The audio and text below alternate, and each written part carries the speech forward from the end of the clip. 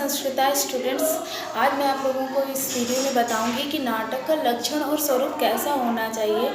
और आचार्य विश्वनाथ की साहित्य दर्पण, आचार्य विश्वनाथ का जो लक्षण ग्रंथ है साहित्य दर्पण, इसी का ही स्वरूप है काव्य शोभा, जो कि BA सेकेंड सेमेस्टर की फोर्थ यूनिट में है, इसका पाठ्यक्रम में रखा गया है। तो उसमें छठवीं शोभा, काव्य शोभा की छठवीं शोभा में नाटक का स्वरूप बताया गया है।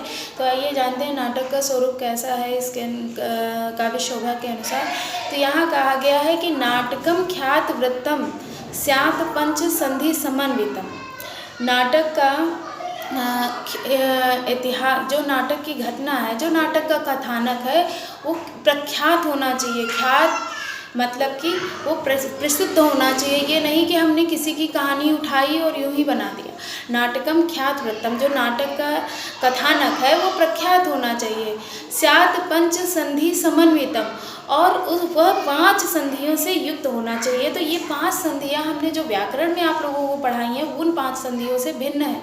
जो व्याकरण में आपने संधियाँ पढ़ी हैं उन संधियों से ये भिन्न 5 संधियाँ यहाँ पे हैं। मुख, प्रतिमुख, गर्भ, विमर्श और निर्वहन, और इसी निर्वहन को हम उपसंहृति भी कहते हैं। इस प्रकार से नाटक में 5 संधियाँ होती हैं, जो कि सीक्वेंस के हिसाब से आएंगी कि पहले मुख संधि नाटक में होगी, फिर उसके बाद में प्रतिमुख संधि होती है, फिर उसके बाद में गर्भ संधि होती है, और गर्भ संधि के बाद में फिर विमर्श संधि होती है, और उसके बाद में फिर निर्वहन संधि होती है।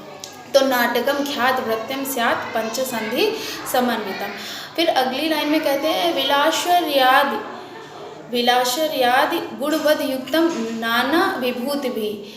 जो नाटक में इन संधियों से युक्त होते हैं, विलास ऐश्वर्य गुण से युक्त नायक होना चाहिए। नायक विलास ऐश्वर्य आदि, नायक के उसमें विलास और ऐश्वर्य आदि सब दिखाने चाहिए नायक का, इन सब से युक्त नाटक होना चाहिए। और फिर साथ में कहते हैं, अगली लाइन में कहते हैं सुख दुख समुद्भूतम नाना रस निरंतरम। सुख दुख समुद्भूतम, सुख दुख से भरपूर, क्योंकि इसमें सुख भी दिखाना है नाटक में, दुख भी दिखाना है।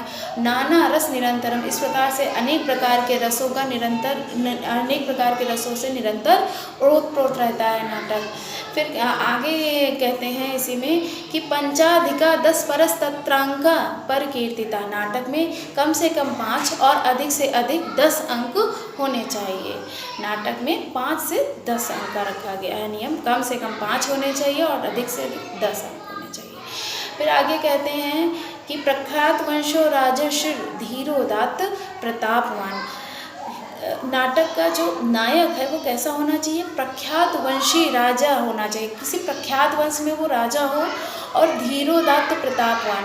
नायक 4 प्रकार के बताए गए हैं, धीरोदात्त, धीर प्रशांत, धीर ललित और धीरोधत्त, जिसमें से धीरोदात्त प्रकृति का नायक होना चाहिए। फिर आगे कहते हैं कि वह नायक दिव्यो अथ दिव्यो अदिव्यो गुणवान नायको मता। वह नायक दिव्य हो या दिव्य हो, ऐसा प्रतापी पुरुष, महापुरुष होना चाहिए। फिर आगे कहते हैं एक एव भवेद अंगी श्रृंगारो वीर एव वा। एक ही रस, नाटक में एक ही रस अंगी होता है, चाहे वो श्रृंगार रस हो या वीर रस हो। श्रृंगार या वीर रस एक रस अंगी होना चाहिए। फिर आगे कहते हैं अंगमन्ये रसा सर्वे कार्यो निर्वहणे अद्भुतम। और बाकी सारे रस जो हैं वो इसी श्रृंगार के या वीर रस के अंग हुआ करते हैं। बाकी जो अन्य रस बाकी बचेंगे, नाटक में एक प्रमुख रस हो गया, चाहे वो उस नाटक में श्रृंगार रस हो तो बाकी वीर आदि 8 रस उसके अंगी हो जाएंगे। अगर वीर रस मुख्य है नाटक में तो बाकी श्रृंगार आदि 8 रस उसके अंगी हो जाएंगे। इस प्रकार से अंगमन्ये रसा सर्वे कार्यों, और फिर निर्वहणे अद्भुतम। जो निर्वहण संधि है, मतलब जो 5वीं संधि होती है, 5वीं अंतिम संधि होगी निर्वहण संधि, उसमें अद्भुत रस का संचार होना अति आवश्यक बताया गया है। इस प्रकार से नाटक में कहा गया है कि नाटकम ख्यात वृत्तम, नाटक का प्रख्यात इतिहास घटना, नाटक का जो आपका कथानक है वो प्रख्यात होना चाहिए, और नाटक 5 संधियों से युक्त होना चाहिए नाटक। फिर साथ में ये भी बताया गया है कि जो है विलास ऐश्वर्य आदि गुणों से युक्त नायक का दिखाना चाहिए नायक को। और फिर साथ में बताया गया सुख दुख से युक्त रसम निरंतरम, सुख दुख से युक्त रसों से ओतप्रोत होना चाहिए। और नायक उसका धीरोदात्त होना चाहिए। एक ही मुख्य रस एक ही होना चाहिए, श्रृंगार या वीर, बाकी उसके रस अंगी होते हैं। किंतु और यहाँ पे साथ में ये भी कहा गया है कि अंत में निर्वहन संधि में अद्भुत रस का संचार होना चाहिए। और इसका उदाहरण मैं सबसे उत्कृष्ट उदाहरण मैं बताती हूँ, कालिदास का विज्ञान शाकुंतलम है।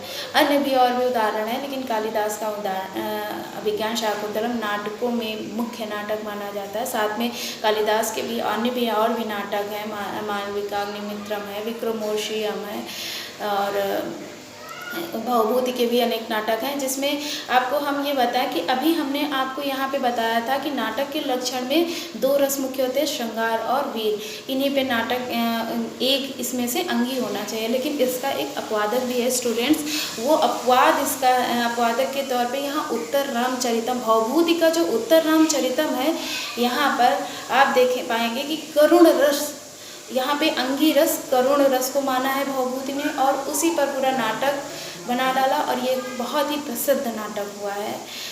तो यहाँ पे ये एक इसका अपवादक मिलता है। इसके अलावा जो आपको मैंने इससे पहले बताया, वो सब कुछ नाटक में होने चाहिए। ये सब लक्षण से युक्त नाटक होगा, तभी वो अच्छा सुप्रसिद्ध नाटक बनेगा। इसीलिए नाटक के ये लक्षण ग्रंथ है, काव्य शोभा लक्षण ग्रंथ के अंतर्गत आता है। तो इसमें यही बात बताई जाएंगी आपको कि नाटक का कैसे क्या हमें नाटक लिखने में किन किन चीज़ों का ध्यान देना चाहिए, उसमें नायक कैसा होना चाहिए, 5 प्रकार की संधियाँ होनी चाहिए, धीरोदात्त प्रकृति का नायक होना चाहिए, श्रृंगार या वीर रस में से कोई एक रस होना चाहिए, सुख दुख से और बाकी रस सुख दुख से युक्त और रसों से निरंतर ओतप्रोत रहना चाहिए। ये सब हमारे नाटक के लक्षण के अंतर्गत आते हैं। ओके, थैंक यू क्लास, जय हिंद।